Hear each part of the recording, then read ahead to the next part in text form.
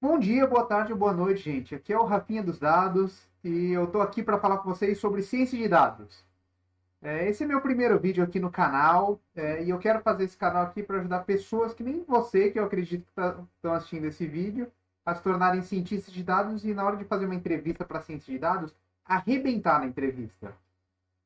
Eu sou cientista de dados, já participei de alguns processos seletivos e eu quero justamente falar um pouco sobre isso e como ajudar as pessoas a melhorar coisas que a gente vê em todos os candidatos que aparecem muito frequentemente, o pessoal patinar em conceitos que são às vezes um pouco básicos. E justamente por causa disso eu quero fazer esse canal aqui, esses vídeos, um pouco diferentes do que eu vejo a galera fazendo por aí. Eu acho que todo lugar fica enfatizando muito em algoritmo e modelo e como funciona e tal. E eu quero fazer aqui diferente. Eu quero contar para vocês como que se desenha um problema de ciência de dados. Eu vou explicar também como funcionam os algoritmos, mas eu quero fazer coisa direcionada. Algo que faça muito mais sentido para vocês, que fique palpável, que vocês pensem no dia a dia. E aí, conforme a cada vídeo, a gente vai explicando de um problema um pouco diferente, um case um pouco diferente, uma situação diferente. E para resolver isso, a gente vai aplicando uma série de técnicas, a gente vai aprendendo aos poucos. Mas a ideia é fazer a coisa ali mais divertida, mais bacana. E para ficar uma coisa mais divertida, assim, mais legal, eu vou contar nesses vídeos a história de um garoto que talvez, como alguns de vocês, também está estudando ciência de dados. Imagino que até vocês devem estar num nível bem na frente dele. Esse garoto se chama Enzo. Claro que se chama Enzo, né? Evidentemente. E ele é super animadão por ciência de dados e tal, só que ele tá meio perdido. Toda vez que ele vai estudar, ele procura num site aqui, outro ali. Ele nunca viu isso, a programação dele é um pouco básica. Então ele nunca sabe por onde começar. Às vezes ele vê uma coisa que ele acha super legal, mas é muito avançada, não sabe como fazer. E aí ele não sabe exatamente como validar ou como funciona uma certa técnica. E aí ele vai enfrentando dificuldades para enfrentar esses problemas. E a gente vai correr aqui ao longo de vários vídeos, vão ser vídeos independentes, mas a gente sempre vai falar aí da história do Enzo. E, evidentemente, ele vai esbarrar em dificuldades e ele vai pedir ajuda da amiga dele. E, uma vez que ele se chama Enzo, a amiga dele, evidentemente, vai se chamar Valentina. Não é? E essa amiga dele já entende muito mais aí de ciência de dados, do problema, dos problemas e tal. Bom, mas vamos lá. Para começar com o vídeo de hoje, eu vou falar de um problema que acontece com todo mundo que está começando. Todo cientista de dados já passou por isso, já teve que se debruçar aí para aprender um pouco mais sobre isso, que é o problema de sobreajuste. Vão ouvir muito mais comum um termo em inglês, chama overfit. O que acontece com o overfit? O Enzo vai passar por isso, mas o overfit é quando o modelo decora os dados. A gente quer fazer um modelo aqui que o computador aprende alguma coisa com os dados e usa esse aprendizado para fazer extrapolações, para prever o futuro. É sempre isso que a gente vai fazer. O modelo de aprendizagem de máquina, a gente está pensando em matemática, estatística, não é nada mais do que isso. Uma criança é pequena ali, você mostra para ela o que é banana. Cada banana tem um formato, todas diferentes umas das outras, mas todos têm ali mais ou menos a mesma forma, todas são amareladas, ele sabe quando está com mais mancha é melhor para comer, quando está verde não é tão bom para comer. E a criança aprende a generalizar. Você mostra depois para ele uma banana que ele nunca viu antes, ele só comia na casa dele, banana prata. E aí você mostra uma banana nanica, ele sabe que é uma banana. O modelo é isso. É isso que a gente quer ensinar o computador a fazer. Pegar alguns dados, entender que tem algum padrão ali, alguma regra um pouco mais geral, e extrapolar isso para coisas novas fazer isso de forma automática. E o que entra aqui no overfit nesse caso? É quando o modelo parece super bom. Mostrei aqui um monte de bananas pro meu filho aqui em casa. E, putz, ele acerta todas. Só que aí quando eu chego para ele e mostro uma banana maçã, que é pequenininha, ele não sabe mais o que é. Ele não conseguiu mais extrapolar. Claro que com criança, com ser humano, isso dificilmente acontece. Mas no computador isso acontece bastante. E com a gente, sabe o que acontece? Não acontece com criança, acontece com a gente adulto. Quando o professor passa alguma coisa pra gente estudar pra prova, a gente vai tá desesperado, não deu tempo de estudar e tal, então a gente chega antes e decora o livro, decora ele palavra por palavra. E aí quando chega na prova, que o professor pede alguma coisa um pouquinho diferente, que você tem que juntar dois conceitos para chegar em algo novo, para responder aquela pergunta, você não consegue. Porque você decorou, você não aprendeu a generalizar aquilo. Você não entendeu o conceito mesmo num sentido mais amplo. Só aprendeu aquilo explicitamente que está escrito. Mudou um pouco, foi um pouco mais difícil. Isso é o sobreajuste, isso é o overfit. E a gente vai falar aqui um pouco de por que isso acontece nos modelos. E é legal que a gente acaba extrapolando, que é um pouco meio que a mesma coisa do que acontece com a gente. E que eu falei lá no começo de entrevista, ciência de dados e tal. Acho que eu não preciso nem falar por que isso é tão importante. Já imaginou se fazer um modelo, você fala para todo mundo, meu modelo está acertando tudo, é maravilhoso, e na hora de pilotar, que a empresa vai pôr dinheiro naquilo para ver se dá resultado e capota completamente. Não faz sentido, parece que é pior do que chutar pessoas aleatoriamente.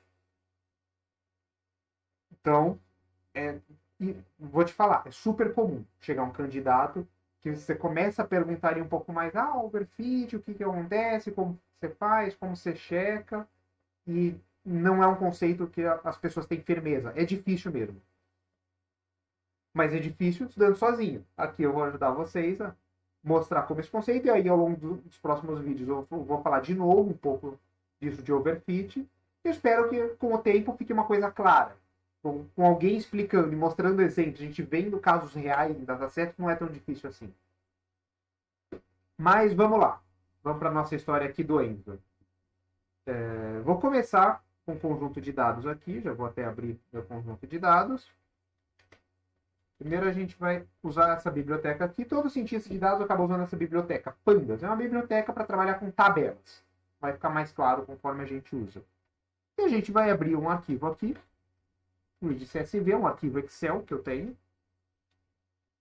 Que já tem a base de dados do nosso problema. DF. Aqui, nesse ambiente, que também é muito comum cientistas de dados usarem, chama Jupyter Notebook, em cada um desses quadradinhos eu ponho um código Python e tudo que eu deixo por último aqui na célula, a variável, aqui no caso um data frame, a minha tabela, ele mostra embaixo. O que tiver, se for um número, ele mostra números, se for um texto, ele mostra texto. Aqui no caso, a minha tabela. Qual que é o problema que a gente vai enfrentar aqui? O problema é um tanto sério. Aqui, se eu aperto A, aperto ESC, depois A, ele cria uma nova célula. Aperto M para ser um comentário. E o nosso problema vai ser de alcoolismo em jovens. Problema bem sério. O que eu quero passar aqui para vocês nesse problema? O que acontece? É uma escola de ensino médio tem tido muito problema de alcoolismo nos alunos deles. O aluno alcoolista acaba faltando em aula, ele vai pior nas provas, ele não aprende. E essa escola em particular, ela está conseguindo lidar bem com esse problema. Eles contrataram uma psicóloga, eles conseguiram mapear quem são os alunos que têm problema e estão aí lidando. Mas o diretor dessa escola, ele quer fazer mais, ele quer ajudar os colegas dele, os outros diretores de outras escolas, que ele sabe que estão tendo o mesmo problema na região, e ele quer fazer alguma coisa que ajude as escolas a identificarem um aluno que tem um problema ou que ele já está indo nessa direção. E aí eles já fazem uma orientação antes que a coisa se agrave. E para isso, ele quer fazer alguma coisa aí baseada nos dados deles. E ele coletou essa tabela aqui. Cada linha é um aluno. Ele coletou duas variáveis que na cabeça dele são muito fáceis de se adquirir desses alunos e que não dependem deles. Então aqui, go out é quantas vezes esse aluno sai por semana. Isso é respondido pelos pais, uma média que os pais dão. Então, meu filho sai em média 4 vezes por semana, durante a semana. O meu sai só uma. O meu sai todo dia. E assim por diante. E aqui, absências, quantidade de faltas que esse aluno teve no último ano letivo, no ano anterior. E target, termo muito comum, vocês vão ver se repetir aí ao longo dos vídeos, é o que a gente chama de variável resposta. Aqui no caso, o aluno tem ou não um problema. Quem tem 1 é alcoolista, quem é 0 não é alcoolista. E esse diretor quer tentar procurar algum padrão aí nesses dados para resolver o problema. E como todo bom empreendedor que a gente conhece, ele recorreu a um profissional que ele reconhecia. O sobrinho dele, que estava estudando ciência de dados, ainda muito amador, e como é sobrinho dele, ele confia. Um critério muito racional. E esse sobrinho dele falou, não, deixa aqui, vou fazer um modelo para você. E aí o modelo depois, nas outras escolas, o diretor só pega lá essas duas variáveis, sai e falta, e o modelo vai prever automaticamente se é alcoolista ou não. Coisa linda. É o que todo mundo vê que funciona por aí, é isso que é machine learning. Tem nuances, mas o nosso querido Enzo, o sobrinho do diretor, ainda está pensando na coisa muito simples. Assim. No fundo é isso, mas tem nuances. A gente quer aprender com os dados mais do que simplesmente uma coisa ali de pronto. Mas o Enzo vai fazer um modelo aí que ele procurou na internet. Vou mostrar aí como que ele faz esse modelo. Então aqui, numa variável x, ele vai colocar as duas primeiras colunas, go out, absências. Isso aqui é uma outra tabela, tá? Vou executar aqui. Opa, desculpa que eu escrevi errado. Aí, go out. É uma tabela igual à primeira, só que não coloquei a coluna target. Certo? E y vai ser uma lista só com essa última coluna target. Vou mostrar aqui o y para vocês. Como eu não coloquei dois colchetes aqui, não vai ser uma tabela, vai ser uma lista. Ele representa assim de uma forma um pouco mais simples. E aí ele vai usar um modelinho que ele viu aí na internet, nos fóruns da vida e tal, que ele viu que é simples, acaba performando mais ou menos bem e tal. Ele não sabe muito como funciona, que é a árvore de decisão.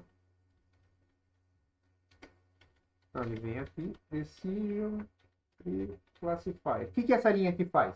Eu fui nessa biblioteca, que nem aqui em cima eu fui na biblioteca Pandas. Aqui eu fui na biblioteca sklearn e carreguei uma árvore de decisão. Eu vou colocar isso aqui numa variável. O Enzo, na verdade, está fazendo isso. E ele colocou sem parâmetro nenhum. A gente vai entrar em um pouco mais de detalhe do que significa isso parâmetro. Mas ele simplesmente colocou isso aqui numa variável. Abre e fecha parênteses, é para criar um objeto. Com o tempo a gente acaba se acostumando com isso. E aí, ele vem aqui, fit, ajuste um modelo nos meus dados.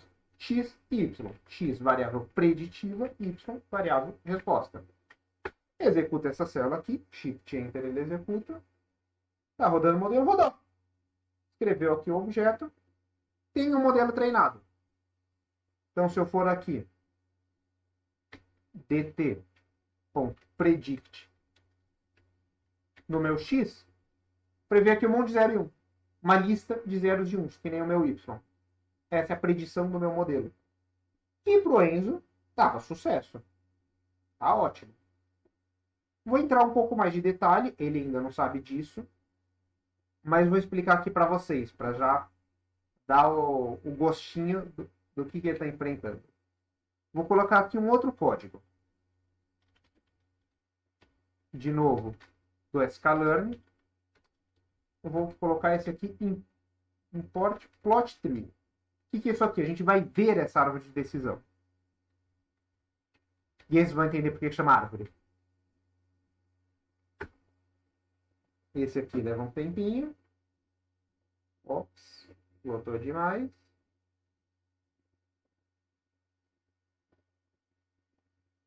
Aqui.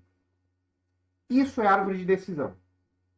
Tá vendo que ela vai abrindo e tal? Como funciona isso aqui? Nesse primeiro nó, eu tenho a minha tabela inteira. Que a gente viu aqui em cima. 395 linhas, 395 alunos. Aí ele vai pegar em uma dessas duas variáveis, se a gente desse zoom aqui, a gente até ia poder ver qual é, mas a gente entra nisso um pouco depois. A gente ia ver que ele escolheu uma dessas variáveis, por exemplo, go out, e fala, olha, todo mundo que sai mais de 3 vezes por semana, sai 4 ou 5, portanto, é alcoolista, todo mundo que sai menos é não alcoolista. Ele fez essa quebra. Esse primeiro aqui. Aí aqui é só quem tem mais, sai mais do que 3 vezes por semana, aqui só quem sai menos ou igual 3 vezes por semana. Aí para cada uma dessas quebras, ele vai em outra variável e vai fazer uma nova quebra. Ah, Desses que saem mais de 3 vezes por semana, se ele faltou mais de 10 vezes, por exemplo, ele é alcoolista. Se não, não é. E ele quebra assim. Para um lado e para o outro. E ele vai fazendo isso até chegar numa ponta que ele não quebra mais. Então, aqui não é. Então, aqui não é. Vai para direita, esquerda. Chegou aqui no fundo, na última regra, que é o que vale, ele vai falar, para direita é alcoolista, para esquerda não é. Marcou aqui direita e esquerda. Essa é a minha decisão. Você percebe que essa árvore é super complexa? Você acha que só com essas duas variáveis faz sentido ter tanta regra assim? Isso é o parâmetro que ele não botou. Ele deixou a árvore crescer e colocando regra até ter só uma pessoa aqui em cada uma das pontas, que a gente chama de folhas.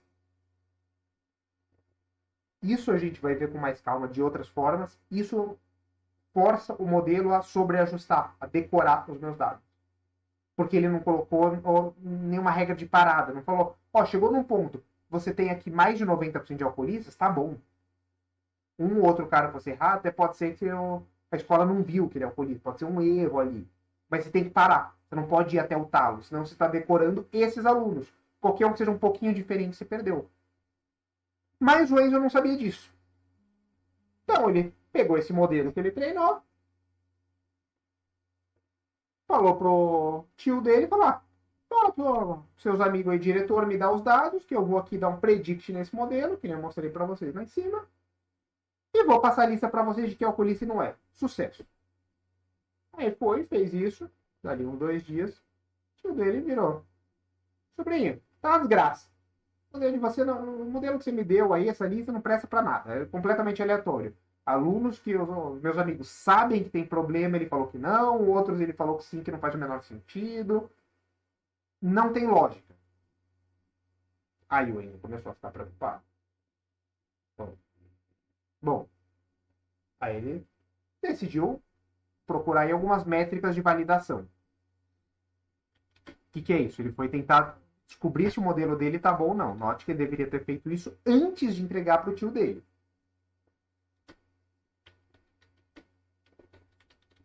Mas já houve reclamação, ele está aprendendo e tal. Então vai checar agora. Pegou essas duas métricas aqui, Precision e Recall. O que é o Precision? De todo mundo que o modelo diz que tem um problema, quantos realmente são? Quantos eu estou pegando? Qual que é a lógica dessa métrica? De novo, de todo mundo que o modelo disse que é alcoolista, logo, um aluno que eu vou encaminhar para uma psicóloga, eu vou gastar recurso com esse aluno, quantos realmente são? Se esse valor é muito baixo, quer dizer que eu estou desperdiçando um recurso precioso. O tempo da minha psicóloga podia estar tratando pessoas que realmente têm um problema. Então é valioso, ele está me falando quão bem eu uso o meu recurso. E o recall é, de todo mundo que é alcoolista na minha escola, quantos que o modelo realmente acertou. Então, eu estou conseguindo de fato resolver o problema ou estou pegando só 1% dos caras?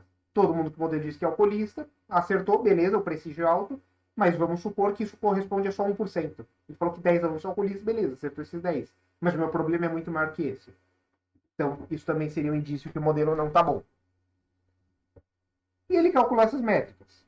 Vou mostrar aqui como faz. Print, para ele escrever na tela. Precision Score. Do meu Y, a variável resposta que eu conheço efetivamente. E da predição no meu modelo. dt.predict x.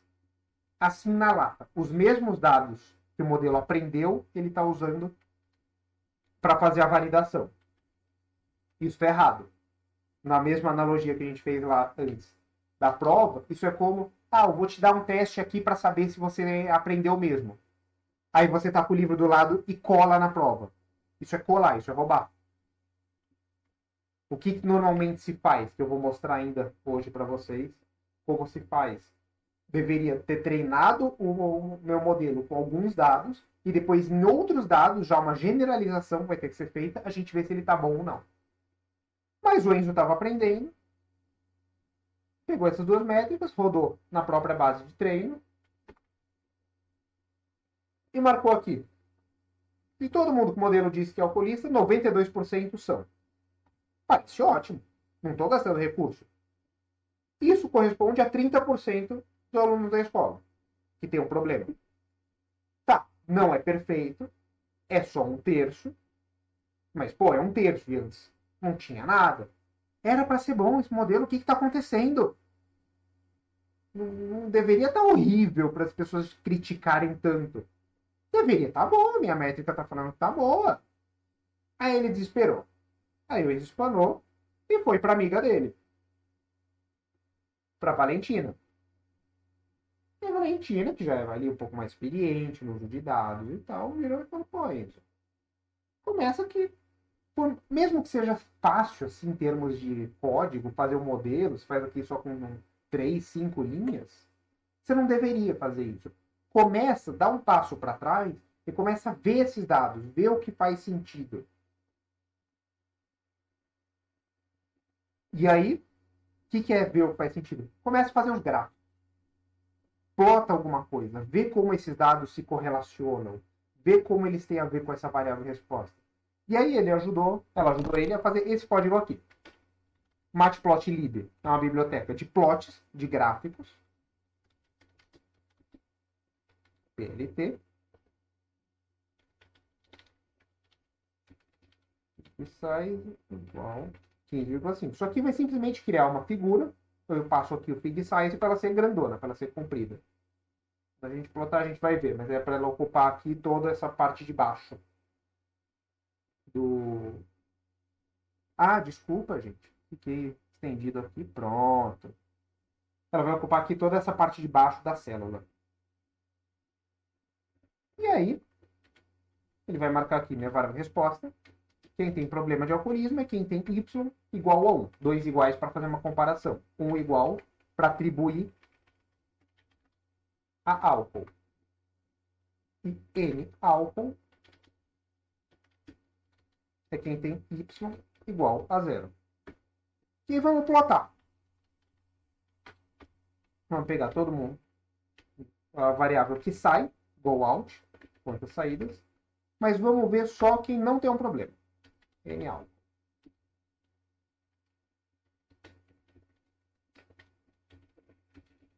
Absências. Quantas faltas você não teve. Mas vamos ver só quem não tem um problema. Quem é não alcoolista.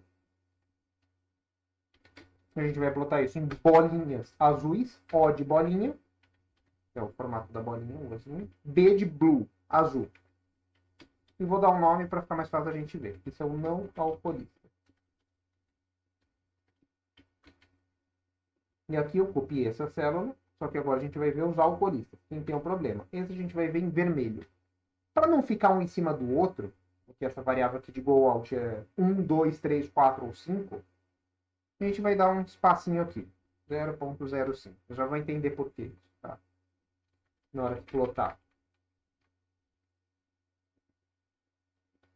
PLT.legend. E vamos ver. O legend é só para a gente ver aqui do lado esses labels que a gente deu. E tá aqui. Vermelho são os alcoolistas. Azul, os não alcoolistas. Por isso que eu dei esse mais 0,05, só para não ficar em cima do outro. O vermelho fica aqui um pouquinho para a direita. Aqui o eixo X, quantas vezes sai por semana. Eixo Y, quantas faltas teve no último ano. E nota que tem alguma correlação aí. Os alcoolistas, em geral, saem mais vezes por semana. Bem mais. E talvez tem alguma coisa aí com falta. Quanto mais vezes o cara sai por semana, menos faltas ele precisa ter para ser um alcoolista.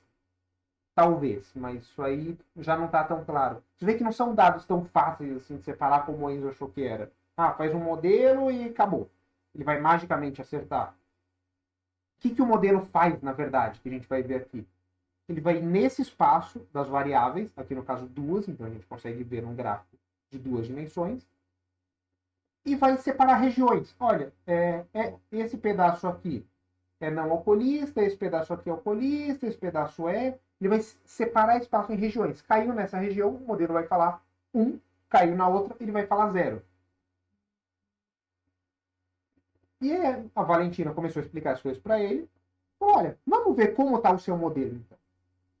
Tem um código pronto aqui, não vou entrar em tantos detalhes desse código, mas que ele plota essas regiões. Ele vai fazer essa mesma figura vendo regiões. E a gente vai ver como que o seu modelo está se comportando aí com esses dados. Vamos ver. Aí, ó. Separou o espaço, todo mundo que cai numa região azul, o modelo vai falar que é não alcoolista. Todo mundo que cai na região vermelha, ele vai falar que é alcoolista. Esse código aqui, depois eu posso entrar em mais detalhes, vocês falam nos comentários se vocês acharem que precisa. Mas assim, super típico em ciência de dados, acho que em todas as áreas da programação, preciso fazer alguma coisa, não sei como fazer. Vamos procurar alguma coisa já pronta para fazer isso e adaptar para os meus dados. Foi isso que a Valentina fez com os dados do Enzo. Depois até mostra a referência aqui, isso aqui é um código pronto do scikit-learn, da mesma biblioteca que a gente usou para treinar o modelo, só adaptado aqui para essa realidade. Mas vamos olhar para esse gráfico, vamos entender o que está acontecendo. Olha como ele tem um monte de corte. O que é essa região branca aqui? Branco é quando o modelo não sabe o que fazer. A probabilidade dele falar alcoolista ou não alcoolista é meio, ele está chutando qualquer coisa. Depois ele tem um monte de corte, ó. Alcoolista, alcoolista, e depois tem uma faixinha de não alcoolista, porque talvez tenha um cara aqui, depois ele não sabe, e aí alcoolista de novo, não alcoolista. Faz sentido isso? Quebra a intuição. Você está falando que alguém sai 5 vezes por semana e falta mais do que esse cara aqui, que, sei lá, por coincidência, não tem um problema. Não é, todo mundo não é. Por mais que, talvez o problema não seja tão óbvio assim, esse desafio que a gente está tentando ajustar com o modelo, mas tem uma certa intuição. Pô, seu aluno sai todo dia e está faltando 70, 80 vezes no ano, o cara faltou quase um semestre no ano, tem alguma coisa errada. Esse cara tem algum problema que a gente tem que resolver. E o modelo está falando que todo mundo não tem. Parece esquisito. E por que isso acontece? Aí a Valentina começou a explicar para ele. É porque você passou isso aqui sem parâmetro. Você deixou essa árvore até o talo. Então, por causa de um cara aqui, ela generalizou daí em diante. Porque aqui tem um cara não alcoolista entre dois alcoolistas. Ela botou uma regra aí que separou esse cara numa faixinha estreita e acabou. Não faz sentido isso. É detalhe demais para um problema que não deveria ser tão complicado. Aí o Enzo, pô, mas então o que eu faço? Que parâmetro é esse? Existe um parâmetro que chama max depth, profundidade máxima da árvore. Vamos testar ele colocando max depth igual a 1. Aqui. O que ele vai fazer? Ele vai fazer uma árvore de decisão com uma regra. Só essa primeira aqui. Vamos ver o que acontece. Não vamos ficar especulando, discutindo. Peguei esse código de cima aqui. Vou até copiar direto daqui. Agora o meu DT é um outro modelo. Com profundidade 1. Vamos colar aqui. Olha o que ele fez. Ele está falando que ninguém é alcoolista. Tudo bem, parece esquisito. Mas ele está falando que quem sai mais de 3 vezes por semana é menos provável que não tenha problema. Provavelmente está mais próximo de ser um alcoolista do que quem sai menos. Esdrúxulo. Tá errando todo mundo esse modelo. Mas você vê que ele começou a pegar aquela correlação que a gente viu. Olha, parece que tem mais pontos vermelhos aqui do que aqui. Exatamente isso que o modelo faz, na verdade. Ele vê em que lugar que eu corto que vai ter mais pontos vermelhos de um lado do que do outro. E ele procura o melhor corte possível para fazer isso. Isso é um outro conceito das cores aqui. Mas o modelo só prevê 1 e 0. Como ele está falando que ele é mais provável? A gente vai entrar com mais detalhes nos próximos vídeos. Mas se for ver aqui nesse código, ele não usa o predict, ele usa o predict proba. Apesar de ser proba, não é uma probabilidade. Lembrem isso para o fim da eternidade. Não é uma probabilidade. É um score, é uma estimativa, e quanto mais alto esse número, maior a chance de ser um aluno alcoolista. Mas não é a probabilidade dele ser alcoolista. Esse é o jeito certo da gente fazer predição de modelo. A gente não quer saber marretado 1 e 0. Aqui é alcoolista, aqui não é. qual que é a chance desse cara ser em relação aos outros. Me dá uma ordenação. Se eu tiver que fazer uma priorização de quem eu mando na psicóloga, é isso que eu vou ter. Me dá uma ordem. Não necessariamente uma lista cravada, batida no martelo. Mas isso a gente deixa para as próximas aulas. Por enquanto, vamos aqui simplesmente entender a árvore de decisão. Mais do que 3,5, mais chance de ser alcoolista. Interessante. Vamos ver de novo aquele plot tree. Aí a Valentina começou a mostrar como a árvore de decisão funciona. Aqui a gente consegue enxergar um pouco mais. Aqui. O que significa esse monte de números? X de 0. O que é isso? A primeira variável da nossa tabela. Go out. A gente até pode ver aqui nosso X. X de 0, 0 é a primeira. Menor do que 3,5. Então todo mundo que sai menos de 3 vezes e meia por semana, logo 3, 2 ou 1, vem para a esquerda. Inicialmente eu tinha 395 alunos, sendo 314 não alcoolistas, 81 alcoolistas. O que essa regra me fez? Todo mundo que sai menos de 3 vezes por semana, que dá 256 pessoas, 233 não são alcoolistas, 23 são. Parece uma proporção menor do que antes. Vamos ver quanto que é isso. Antes eu tinha 81 sobre 314, 25% dos alunos tinham problema. 23 sobre 233, que eu fui para a esquerda, só 10%. Parece que melhorou. Separou. Não que o problema tenha melhorado. É uma constatação dos dados. Mas se eu usar essa regra, e eu falar que todo mundo aqui da esquerda não é alcoolista, eu vou estar perdendo 10% desse cara. Eu vou estar perdendo 23 alunos. Enquanto do outro lado, eu vou estar pegando 58 alcoolistas. Aqui, 58 sobre 139, porque quem ficou para o outro lado, é 40%. Ele separou os dados mais ou menos. Ah, o que é esse Gini aqui? É o que o modelo usa dentro dele para fazer essa separação. Gini é o quão bem essas duas classes. Aí, conceito novo, variável resposta. 0 e 1, ela tem duas classes. Quem é não alcoolista é uma classe, quem é alcoolista, outra classe. Gini é um número que ele calcula a partir disso que ele fala. Quanto mais elas estão separadas, quanto mais eu tenho concentração de uma classe em relação a outra, mais perto o Gini é de 1. Se elas fossem exatamente meio a meio, o Gini seria 0. Tá?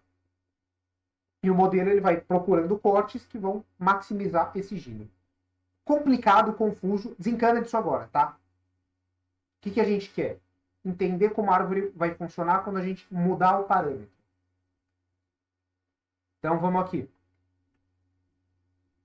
Lotou. Vamos fazer a mesma coisa, mesmo código aqui de cima, só que agora a profundidade é 2. Vamos ver o que acontece quando a profundidade é 2. Nota que ele ainda está treinando em todos os conjuntos. Todos os dados. Não tem separação. Olha que legal. Agora, quem sai mais de 4 vezes por semana é alcoolista, o modelo diz. Quem sai entre 3 e 4 não é, mas está indo no caminho de ser. E quem sai menos de 3, mas tem muita falta, também está indo nesse caminho. Mas vocês entendem? Ordenação. Como que uma escola com um modelo tão simples quanto esse, que ainda não é um bom modelo, mas se fosse o que tem, como ela poderia fazer? Pega esses caras, manda todos para a psicóloga. Desses, talvez eu não consiga mandar todos, mas sorteia 10% deles e manda. Provavelmente eu vou pegar mais alcoolistas do que se eu sortear daqui. Daqui está fora da faixa de risco. Aqui parece ter um problema.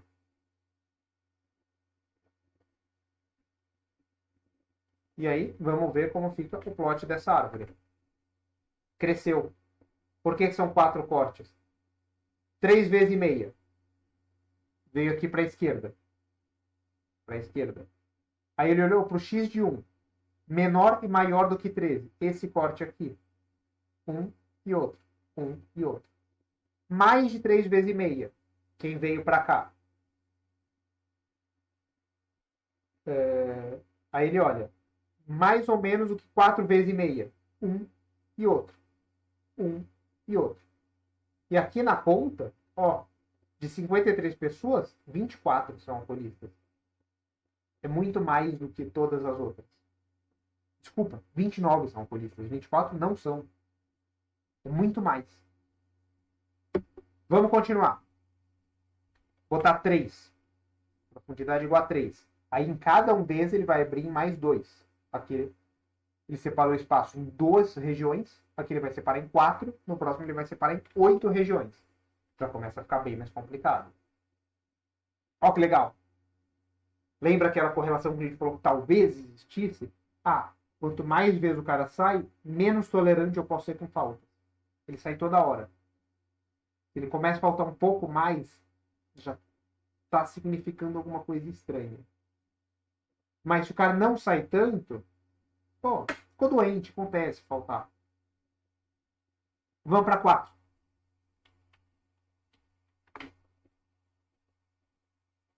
Aí 4 já começou a ficar estranho. Ficou com uma faixa aqui no meio dessa tolerância. Fez aquela generalização estranha ali por causa de um ponto. Mas talvez ainda seja um modelo bom. Aqui ele está pegando alguns caras aqui que faltam muitos que antes ele não pegava. Talvez seja alguma coisa. Separou esse ponto aqui, bem ou mal, é uma característica dessa escola. Quem falta horrores, aparentemente, tipicamente não é alcoolista. Talvez seja uma característica dessa escola, possa ter um significado. Aí, uma outra lição que eu vou falar em todos os vídeos para vocês. Todos! Que é o que o Enzo não fez no começo, que vocês vão fazer em todos os dados que vocês pegarem. Porque quem assiste esse canal vai ver em todos os dados. Aprenda os seus dados, entenda os seus dados. Antes de sair fazendo modelo, pergunta aí pro diretor da escola. Mas tem alguma coisa que você sabe? Tem algum aluno, por exemplo, que tem um problema familiar ou tem uma doença que ele falta muito por conta disso? Pode ser isso. Esse cara aqui nunca sai. E faltou um monte. Pô, esse cara ficou doente. Ficou com uma doença séria. Perdeu metade do ano. Não é culpa dele. Quando você entende os seus dados, algumas coisas começam a fazer mais sentido. Talvez devesse tirar esses caras do treino meu modelo, porque, putz, é uma realidade muito fora de onde eu vou aplicar das outras escolas. Então, o meu modelo deveria aprender com isso. Depois eu poderia aplicar e ver como se comporta. Mas talvez não devesse aprender. Mas, para isso, o Enzo precisaria ter feito uma entrevistinha com o tio dele. A gente pode fazer essa entrevista ainda e falar no próximo vídeo. Mas continuando aqui. Com esse monte de gráficos que a Valentina foi fazendo para o Enzo, ele começou a entender, pô, legal, agora eu estou entendendo um pouco melhor o que é essa tal de árvore de decisão, que eu não posso simplesmente deixar ela ir até o talo, eu tenho que limitar de alguma forma. Mas como? Como eu vou escolher? Como eu deveria limitar essa árvore? Aqui a gente está fazendo o olho, o 4 apareceu estranho, mas está acertando uns caras. Qual é o melhor? Como eu escolho? Aí a Valentina começou a ensinar para ele o conceito de validação cruzada. Conceito de conjunto treino e conjunto teste. O que é conjunto treino e conjunto teste? Lembra que a gente falou de não colar na prova? Exatamente isso. Vamos fingir que essa escola tem só 50% dos alunos dela. Aprenda com esse 50% e os outros vão ser uma generalização. Eu vou ver se o meu modelo está bom nesses caras, que ele não aprendeu, que são novidade. Por quê? Isso é tão importante. Na árvore de decisões fica muito claro. Como o modelo decidiu fazer essas regras? Em cima desses dados. Ele procurou onde eu vou fazer um corte que mais separa os vermelhos dos azuis. Ah, aqui em 3,5. Beleza. Aí eu vou pegar um dado que o modelo usou para saber onde colocar e falar, agora me fala se esse cara que você já viu, você já conhece, é vermelho ou azul. Você entende? Isso é roubar. Ele está usando uma coisa que ele já viu. Para ele é óbvio, porque ele treinou em cima disso. Ele não está generalizando. E a gente quer testar o poder que o modelo tem de generalizar para novos alunos. Mas e como que a gente faz para fazer essa divisão? Tem coisa pronta. E vocês vão ver em ciência de dados, tipicamente a gente vai usar coisas prontas. Raras vezes vai ter que ficar fazendo um código super elaborado e tal. O trabalho do cientista não é fazer a super programação. É entender como esses modelos funcionam e como eles podem ensinar alguma coisa a partir dos dados, aprender alguma coisa disso, que ajuda a resolver um problema. Aqui o nosso problema é, eu quero orientar os alunos para irem para uma psicóloga. Eu não quero que eles tenham um problema de alcoolismo precoce. Esse é o problema que a gente quer resolver. E os dados vão ajudar a gente a fazer isso. Vão ajudar a gente a mudar o mundo para melhor. A partir de uma adesão racional. Então vamos lá, como que a gente faz isso? Import, train, teste, split. Você vê que o nome é intuitivo. Divisão em treino e teste. E a gente vai dividir. X treino, X teste, Y treino, Y teste. A ordem é sempre essa. Ah, como eu sei a ordem? Vou na documentação. sklearn, train, teste, split. Toda vez que não lembra um parâmetro, uma ordem, vai aqui na documentação. Tá aqui, ó. Train, teste, split. Deixa eu ver se minha cara não tá ocupando. Não, tá bonitinho. E a gente vem aqui num exemplo. Ah, chama esse train, teste, split num x e y.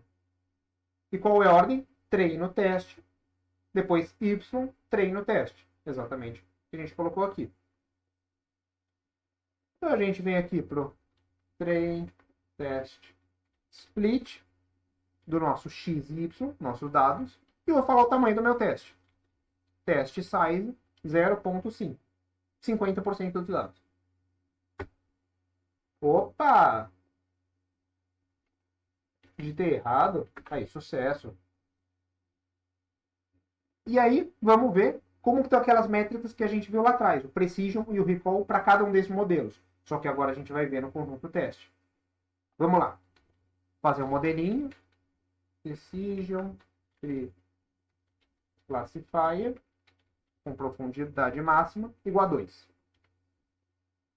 Aí a gente pega esse modelo, ajusta nos dados de treino. Só de treino.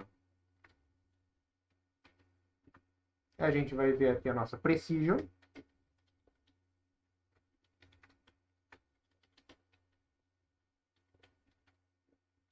De novo, ele está usando o predict, não está olhando para aquele score de ordenação, que é o que a gente deveria olhar. Mas até para fazer precision recall tem que ser alguma coisa assim. Depois a gente entra um pouco mais de detalhes de como fazer, olhar para essa nuance. Para começar, não tem nenhum problema olhar direto para o predict, tá? Não é nenhum absurdo. Y-teste, tt.predict, predice, o meu conjunto teste. E a gente vai printar. A gente usou aqui um maxDef igual a 2. Se não um truquezinho para vocês. Vou colocar aqui chave prec 2.5.2f. O que vai esse prec? Vai ser uma variável que eu vou colocar depois. E eu quero um número f ponto flutuante, número com casa decimal. Ele vai ter 5 dígitos e 2 depois da vírgula. E aqui, rec 2.5.2. F. Ponto format. Toda vez que eu uso chave, ponto format. O que é prec? Prec é o precision. O que é rec? É o recall. Oxi. É o x-test. Aí. E o meu y eu não botei teste. Pronto. Aí. 5 casas. 1, 2, 3, 4. E ainda tinha espaço para mais uma. O ponto conta como casa. 2 depois da vírgula. Para essa profundidade, precisam 6%. De todo mundo que o modelo disse que tem um problema, só 6% realmente tem. Tá ruim. Recall. Nota que antes, com todos os dados, ele não falava que ninguém tinha. Então, precision não ia nem ser definido. Como a gente separou em treino e teste, talvez não seja mais bem assim. A gente até poderia plotar aquele gráfico. Vamos ver só de curiosidade. Mas o recall, de todos os anos tem um problema, acertei 16%. Vamos só de curiosidade ver como ficou esse modelinho. Aí, fez uma separação interessante. Que é diferente do outro com profundidade máxima 2 que a gente tinha visto. Vocês viram? Agora ele fez um corte nas pautas para mais do que 5. E está falando que alguns são alcoolistas com mais do que 4. Interessante. Mas vamos continuar aqui. Ops. É esse daqui.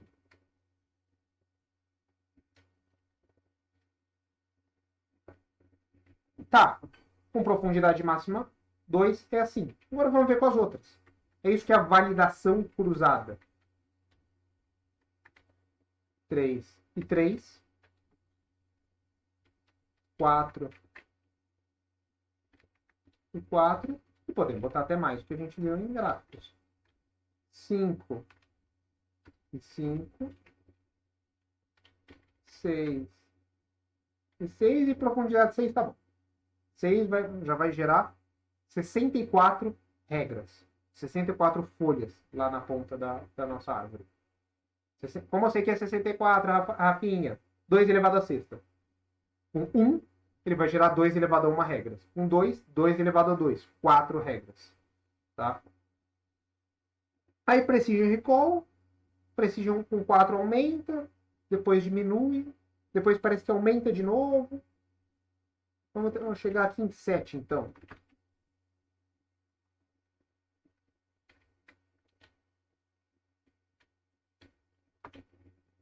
Com 7. Aí cai de novo. Parece que 6 aqui seria um bom chute pra gente. Validação cruzada. O que é? Parece uma palavra super estranha. Validação cruzada e tal. Não é nada mais do que pegar os parâmetros do modelo que você quer testar, vai treinar um modelo para cada parâmetro, vai em alguma métrica de validação, aqui a gente está olhando para Precision Recall, e ver em qual dessas métricas fica melhor. Você pode fazer isso à mão. Não precisa usar nada pronto. Tem coisas prontas que facilitam, a gente vai entrar nelas, não nesse vídeo, num próximo. Mas dá para fazer à mão. Você simplesmente vai testando e ver o que parece ser melhor aí nos seus conjuntos de treino e teste. Mas aqui tá difícil, né? Porque são 2 números. Quando parece que o Precision melhora, aqui o Recall melhorou, mas aqui o Recall também estava bom. E não necessariamente eles vão melhorar e piorar juntos. Seria interessante ter um número para falar, não, olhe para isso e acabou. É isso que eu vou usar para decidir se o meu modelo tá bom ou não. Para isso a gente vai usar uma métrica que chama F1. Que o que é? É a média geométrica do meu Precision e do Recall. Essa formulinha aqui, que eu vou mostrar aqui para vocês. 2 vezes 1 sobre o inverso do Precision mais o inverso do Recall. Esquisito, matemática estranha. O que isso significa? Se um deles é baixo, a métrica inteira é baixa. Se os dois são altos, essa métrica tende a ser alta. É isso que está implicitamente aí falando nessa fórmula. Então vamos ver como que é esse F1 para esses casos. Ah, mas vai ter que escrever tudo isso de novo? Não, agora a gente pega uma manhãzinha. Quais são as profundidades que a gente quer testar? Max Depths vai ser uma lista. E a gente vai testar a profundidade 2, 3, 4, 5, 6 e 7. Pode terminar com vírgula aqui no final, não tem problema. Aí, para cada profundidade, para cada max depth em max depths, a gente vai treinar o modelo.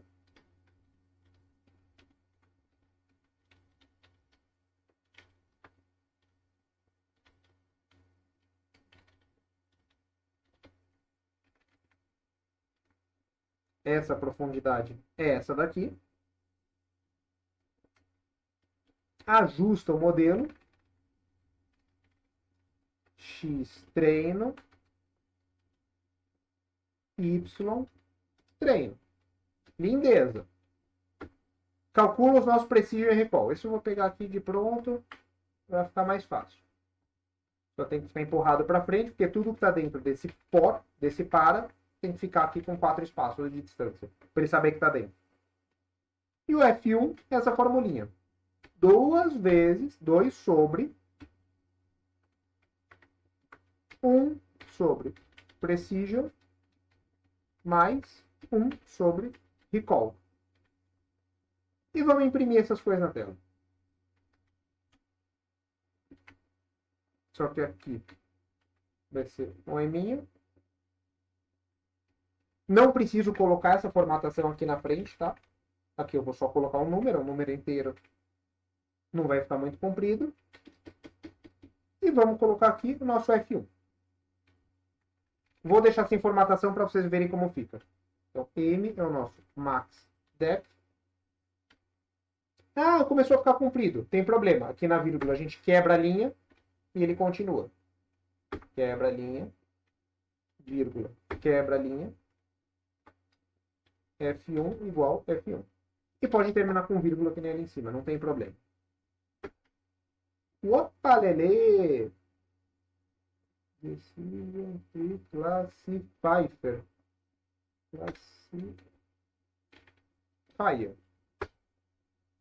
Aí, depois que eu tinha botado a formatação, o F1 começa a ficar muito comprido.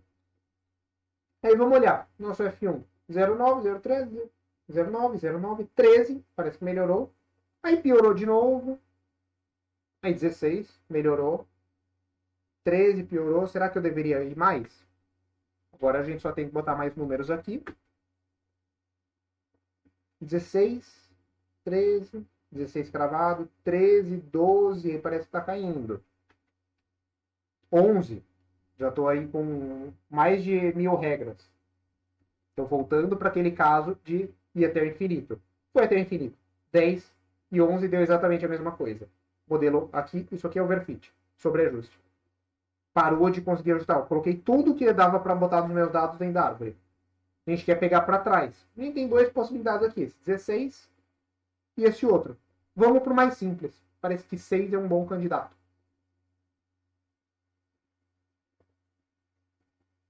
Então aí, vamos gerar nossas figuras, só para a gente poder avaliar aqui como fica nosso modelo. Um 6. Só que a gente vai colocar aqui no X treino e no Y treino. Na hora de ajustar, a gente pode botar todo mundo, não tem problema. Na hora de plotar, desculpa, ajustar só o treino. Na hora de fazer a figura, vamos botar todo mundo. Como fica? Olha que legal.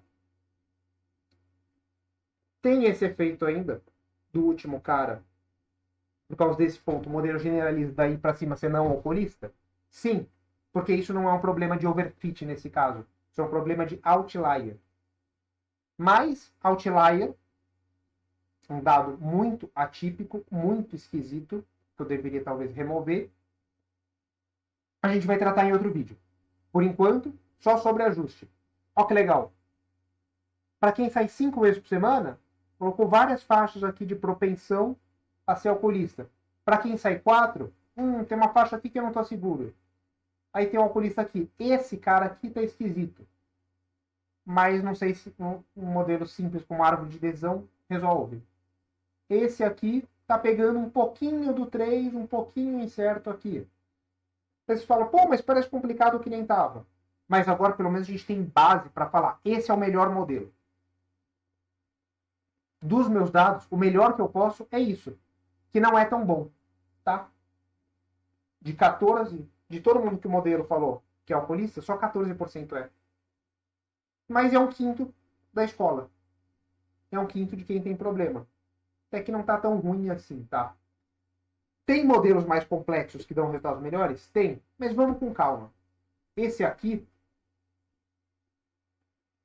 o nosso querido Enzo pode fazer esse plot tree. Um monte de regra aqui. Salvar essa imagem em algum lugar, dar zoom e mostrar para o tio dele. Olha, essas são as regras que a gente usa. Esse é o modelo. Se você quiser para o seu diretor e ele ir seguindo a mão, esse é o modelo. Com isso, você já pode começar. Você não precisa de nenhum sistema de computador. Benefício da árvore de decisão. Você consegue interpretar e executar até ela de uma forma muito simples. Uma implementação muito simples. Mas na próximo vídeo, o Enzo vai continuar explorando esse problema. Ele está concluindo aqui que olhar só para essas duas variáveis não é o bastante. Realmente elas estão muito misturadas. Talvez a gente devesse olhar para as notas desses alunos em português, talvez em matemática, se eles têm problemas familiares. Quanto mais variáveis, mais o modelo vai ter base aí para poder separar. Mas isso é um problema para o próximo vídeo. Por hoje é só. Espero que vocês tenham aí aprendido alguma coisa sobre overfit, sobre ajuste. E qual que é a grande lição de casa que eu quero passar para vocês?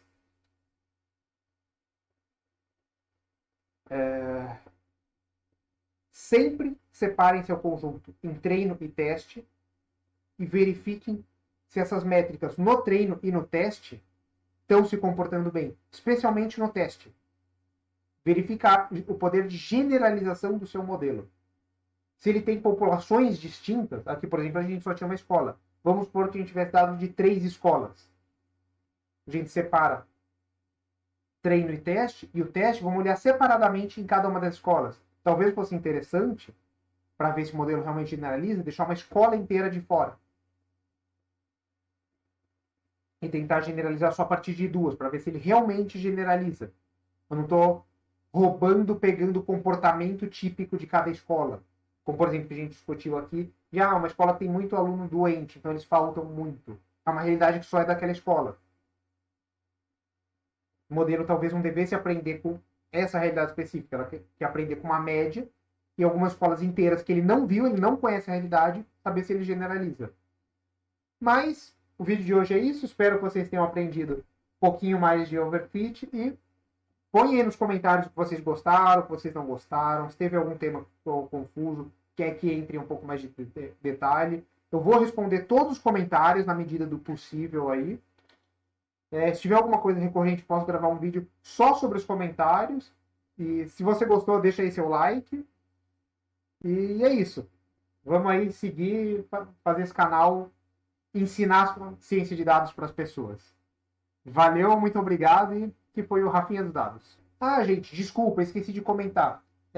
O notebook aqui que eu mostrei para vocês, vai ter o link aqui na descrição do vídeo, se vocês quiserem ver, tanto o notebook, para quem já tem alguma habilidade aí no Visual Python, como uma versão em HTML ou em PDF dele, para vocês verem. E nessa versão que eu vou colocar para vocês, já vai estar tudo executado com comentários, contando essa história do Enzo, de como a Valentina foi ensinando, passando essas mesmas coisas que a gente discutiu aqui para ele.